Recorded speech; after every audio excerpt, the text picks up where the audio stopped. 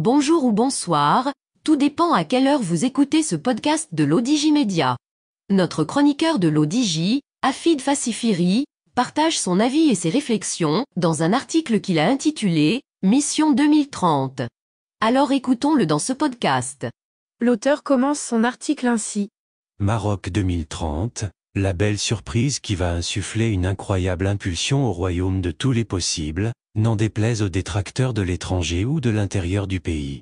La surprise du chef de l'État, on s'attendait à la remise du prix de l'excellence décerné par la CAF à Sa Majesté, mais franchement sans plus.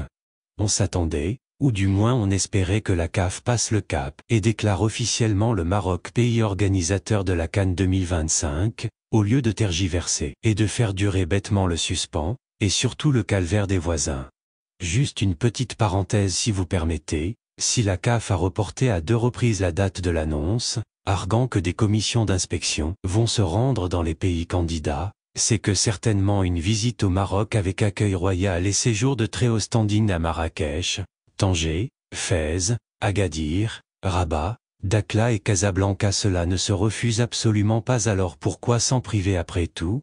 Entre nous, si cela se trouve, le Maroc n'a même pas besoin de la CAN et a même laissé le Tchan à l'Algérie.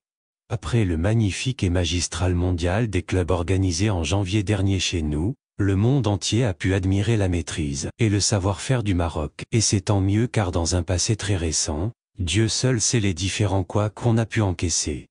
L'auteur poursuit son article ainsi. Maintenant, l'annonce de la candidature du Maroc, d'une manière conjointe avec l'Espagne et le Portugal, et ce, lors de la lecture du message royal, a été une très belle surprise. La presse internationale s'en était fait l'écho quelques jours avant la cérémonie de Kigali, mais chez nous rien n'avait filtré. 2 au 30, c'est pratiquement demain et la désignation interviendra plutôt avec le verdict de la FIFA, qui devrait tomber dès 2024, c'est-à-dire dans quelques mois. Le Maroc vise très haut et veut jouer dans la cour des grands, mais le système FIFA étant ce qu'il est, la partie est loin d'être gagnée. Soyons réalistes et lucides. Présenter un dossier en béton avec des atouts incontestables n'est plus suffisant, car il faut convaincre des gens dont la majorité ne parle ni l'arabe ni le français, mais plutôt anglais et espagnol, comprennent qui pourra. Exit les sénateurs français et autres dirigeants européens, qui ont décidé de barrer la route au Maroc pour la Coupe du Monde 2030, il n'est malheureusement pas sûr que tous les pays africains votent pour la candidature du Maroc, et encore moins sûr que les pays arabes votent pour notre dossier, car l'Arabie Saoudite et l'Égypte ont également déposé une candidature conjointe.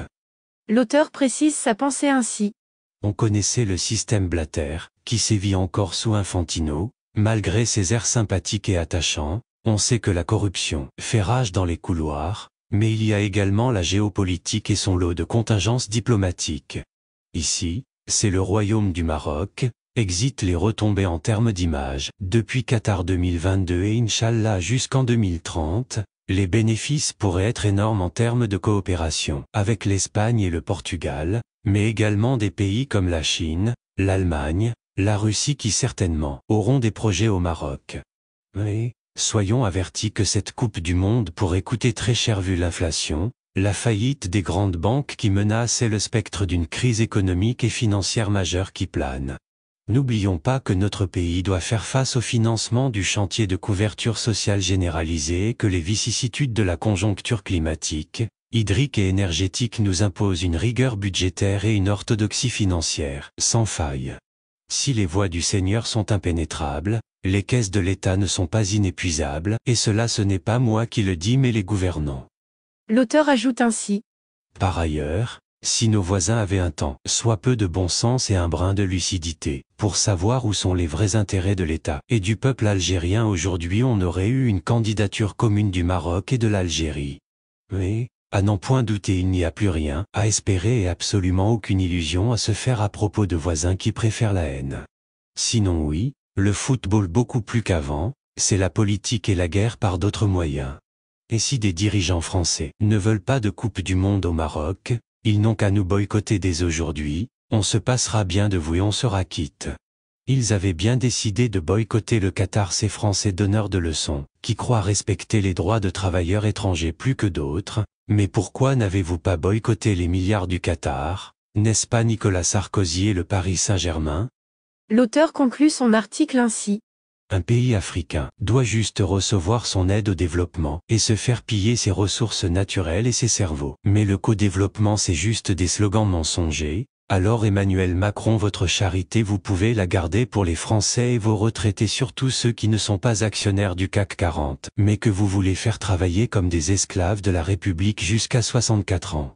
Quant à nous, personne ne nous empêchera de rêver, de nous développer, d'être la candidature de tous les Africains, même les peuples algériens et sud-africains, et de tous les Arabes du moins ceux qui le veulent bien. Rédigé par Afid Fassifiri et lu par l'intelligence artificielle de l'Odigimédia. Merci d'avoir écouté ce podcast de l'Odigimédia, ce bouquet de supports numériques, portail, magazine mensuel connecté, web radio et web TV. N'oubliez pas de télécharger notre application l'Odigi mobile sur Play Store et de vous abonner à notre chaîne YouTube l'Odigi TV.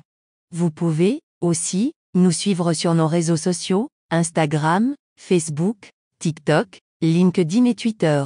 Ou encore, vous inscrire sur notre newsletter quotidienne à partir du portail lodigi.ma. Alors, on se dit au prochain podcast de nos chroniqueurs de l'Odigi. Et à très bientôt, si et seulement si vous le voulez bien.